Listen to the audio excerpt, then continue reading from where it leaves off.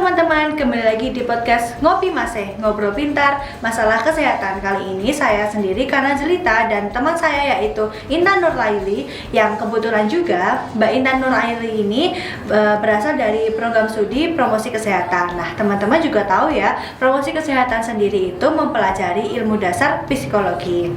Nah, di sini kita akan sharing-sharing apa sih itu coping stress. Nah, di sini kita akan mendalami kepada Mbak Intan. Nah, Mbak Intan, apa sih itu coping stress? Coping stress. Nah, coping stress itu suatu usaha yang berbentuk kognitif ataupun perilaku yang bisa dilakukan seseorang untuk mengatasi atau mengelola tuntutan-tuntutan yang timbul dari stres. Oh, jadi gitu ya Mbak Intan.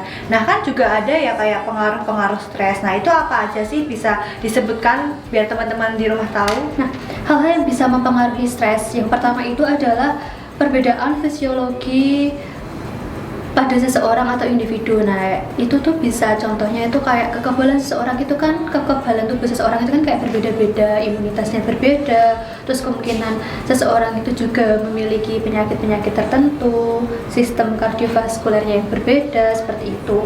Nah, yang kemudian itu yang kedua adalah faktor dari psikologis. Nah, ini tuh didasari dari sikap, emosi, terus kemudian bagaimana dia cara menghadapi stresor, terus persepsi dia tentang stresor itu apa, kemudian kepribadian bagaimana.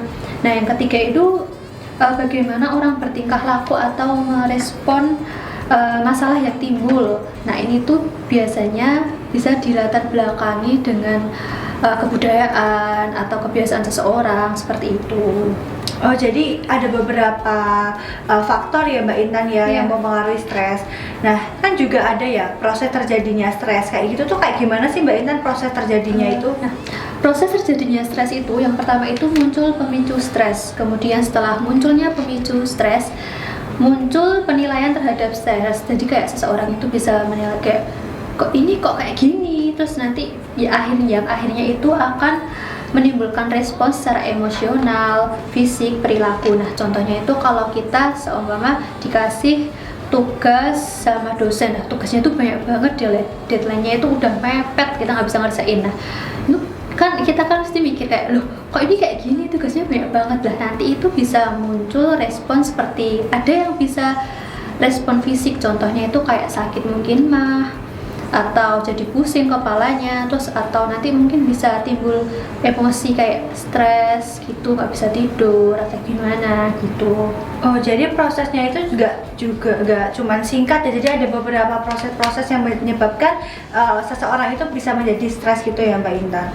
Nah, kan juga ada tuh kayak ada aspek fisiologi stres. Nah, itu bisa disebutin nggak Mbak Intan apa aja? Nah, aspek dari fisiologi stres itu yang pertama itu ada alarm. Nah, di mana itu tubuh itu merasakan lonjakan energi, bisa kayak jadi tiba-tiba tegang, atau kalau tiba-tiba ada stresor yang datang tuh kayak yaitu tadi bisa sakit, pusing, terus nggak bisa tidur, terus ototnya tegang, kram atau gimana gitu. Terus yang kedua itu adalah fase penolakan. Nah, fase di sini itu fase di mana tubuh berusaha mengatasi atau menolak. Yang bahasa Inggrisnya itu bisa disebut dengan fight atau flight. Nah, ini tuh contohnya ya, kalau sebenarnya ya tadi kayak tadi kita dapat tugas, kita milih untuk mengerjakan tugas tersebut atau memilih untuk melupakan tugas tersebut. Maksudnya gini, kalau kita melupakan tugas tersebut untuk sementara itu kayak main, supaya kita tuh nggak stres, jadi kita lupain aja sebentar gitu. Terus yang ketiga itu adalah fase kelelahan. Nah, fase ini adalah fase yang menguras energi tubuh sehingga bisa menimbulkan kerentanan pada tubuh seseorang, seperti itu. Oh, jadi kayak gitu ya. Jadi tubuh tuh bisa kayak bikin alarm sendiri, di mana kita itu bisa merasakan kayak lonjakan energi kayak gitu ya Mbak Intan ya. Oh, gitu. Nah, lalu kan pasti juga teman-teman nanya ya, mengelola dan mengatasi stresnya itu kayak gimana sih Mbak Intan? Untuk coping stress sendiri itu dibagi menjadi dua. Yang pertama itu adalah emotion focus coping, atau yang artinya itu coping dengan fokus menghilangkan atau meredakan emosi-emosi yang muncul karena stresor. Jadi kalau ada masalah, kita itu lebih fokus ke perasaannya. Contohnya kalau kita ditipu atau gimana, kita fokus ke perasaan marah kita. Nah itu kita cara mengatasi marahnya itu gimana. Nah mungkin kan ada yang healing atau cari hiburan apa, nonton film atau gimana. Nah seperti itu. Nah kalau yang kedua itu adalah problem focus coping. Nah problem focus coping ini adalah dimana seseorang itu mengatasi masalahnya itu kita tuh fokus terhadap masalah. Ya seperti tadi, kalau ada tugas, ada deadline kerjaan, ya kita kerjain tugasnya, bukan malah kita healing untuk meredakan emosi kita dulu, seperti itu. Jadi kita berfokus pada masalahnya itu agar cepat selesai, bukan ke perasaannya, seperti itu.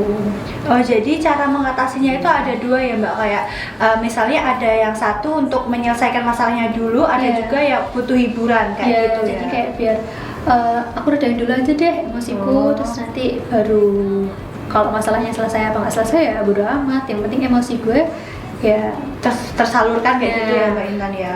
Oke. Nah, teman-teman tahu ya, penting sekali kita itu bisa mengetahui coping stress. Nah, teman-teman juga udah paham nih apa itu coping stress.